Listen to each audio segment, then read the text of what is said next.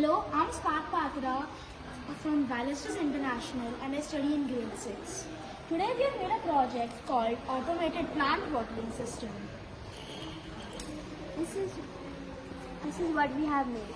This is the battery and the power, and this is the sensor base which is connected to the light sensor, and there's a motor which is connected to the water motor here. Hi, I'm Veronica from Ballistas International School.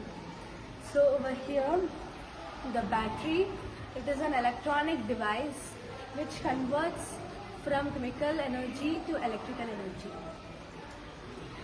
Hi, my name is Varun Lahiri and I'm from Ballistas International School. I'll be explaining about the light sensor. The light sensor is an electrical device that turns on and off based on the time of the day. As you can see, I am covering the light sensor, so it detects the time of the day as night.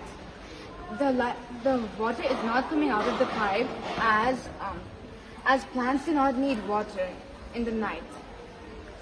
But when I remove my hand, it detects the time of the day as morning.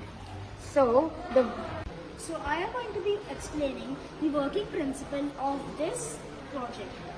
So now this is a battery and a power supply connected to each other, which is sending power to this sensor base known as a threshold, which is using this light sensor to power the plant. Now this to water the plant.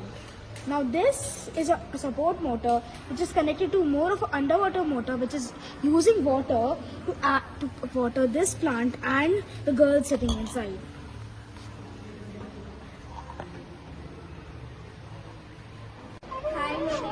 Hi, my name is Ivania from Ballistas International School, and today I am going to be explaining about the design of it. Here, as you can see, we have a koi pond which has goldfish and suckerfish, and here I hope to be an interior designer when I grow up.